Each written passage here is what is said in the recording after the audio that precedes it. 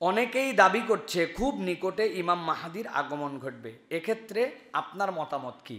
আমি মতামত দেওয়ার মতো যোগ্য ব্যক্তিই না, তারপরেও আমার ক্ষুদ্র অ্যানালাইসিস ভাই, সেটি হচ্ছে যে নবী করিম সাল্লাল্লাহু আলাইহি ওয়াসাল্লাম থেকে যেই সকল ভবিষ্যৎবাণীর হাদিস আছে এইগুলার ব্যাখ্যা নস্সান বিন নস, আপনাকে নস অনুযায়ী আপনাকে ঈমান আনতে হবে। এইটার মধ্যে অতিরিক্ত বুদ্ধি খাটানো যাবে না। আপনি সাল নির্ধারণ করে দিচ্ছেন 2039 সালের 21শে ফেব্রুয়ারি, অথবা আপনি প্রেডিকশনে বলতেন 2050 সাল। হাদিসগুলি এরকম করে যদি না আসে, আপনি এইগুলার ব্যাখ্যা আপনার মতো করতে পারবেন না। আপনাকে নসের মধ্যে সীমাবদ্ধ থাকতে হবে। নবীজি যা বলছেন ওইটার শব্দ। আর কোরআনের ক্ষেত্রে নিরাপদ কি? শাব্দিক অর্থের মধ্যে আপনাকে থেকে যেতে হবে। কোরআনের যা শব্দের অর্থ আছে আপনি ওইটুকুর মধ্যে থেকে যাবেন, আপনার জন্য নিরাপদ। তাওয়িল করবেন বুঝে বুঝে, গুমরাহির মধ্যে চলে যাবেন। 2 নম্বর কথা, আমরা কোরআন হাদিস বুঝবো কার কথায়? আলা ফাহমি সালাফ, সালাফদের যুগের অনুযায়ী। সালাফরা যেভাবে বুঝেছেন যে ইমাম মাহাদি আসবেন, তিনি মুহাম্মদ সাল্লাল্লাহু আলাইহি ওয়াসাল্লামের বংশধর হবেন, তার নাম মুহাম্মদ হবে, পিতার নাম আব্দুল্লাহ হবে, কাবার চত্বরে আত্মপ্রকাশ করবেন, মানুষকে অ্যানাউন্স করতে হবে না।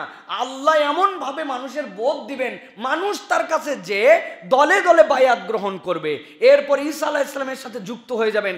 ঈসা আলাইহিস সালাম শামের ওই সে উমাইয়া মসজিদ, ওই মসজিদে রাসূলুল্লাহ সাল্লাল্লাহু আলাইহি ওয়াসাল্লাম বলেছেন ওখানে তিনি আসবেন।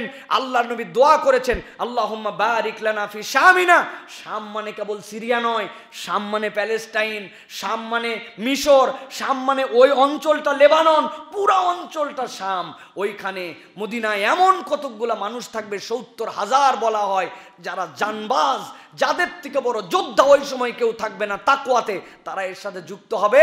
এরপরে ওই ইমাম মাহদী আলাইহিস সালামের সাথে যে ঈসা আলাইহিস সালাম দাজ্জালকে সেখানে হত্যা করবেন, এগুলো তো সত্য। কিন্তু এইটা এক যুদ্ধ হয়ে গেল, মানে আমি মনে করলাম যে কাম হয়ে গেছে। আরেকটা দেখলাম নবীর সাথে এটা মিলাই ফেলাম। হ্যাঁ, প্রেডিকশন করেন, কিন্তু প্রেডিকশন করে ডেট, তারিখ, সাল এর মধ্যেই চলে আসবেন, এইটা বলার থেকে আমাদেরকে মাহফুজ থাকতে হবে, এইগুলো বলার থেকে আমাদেরকে নিরাপদ থাকতে হবে। তবে বিশ্বাস করতে হবে ইমাম মাহাদি আসবেন, দোয়া করবেন আমরা আমাদের সন্তানরা যেন মাহাদির কাফেলায় যুক্ত হতে পারে।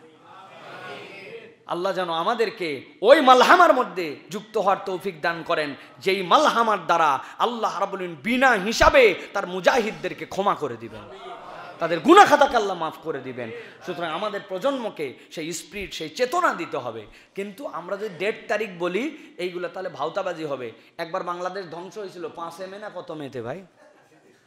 হাই হাই অবস্থা, মানুষজন বাজার টাজার করে অস্থির অবস্থা। আমাকে একজন বাজারে বলতেছে, হুজুর আজকে আপনি কি গরুর গোস্ত টোস্ত কিনলেন না? বললাম বাড়িতে আছে তো। কই উরি আল্লাহ, বাড়িতে আছে, এগুলো রান্না করে শেষ করেন নাই? আমি তো ব্যাককল হয়ে গেছি, তখন আরো অনেক ছোট ছিলাম। বলে আগামীকালকে দুনিয়া ধ্বংস হয়ে যাবে।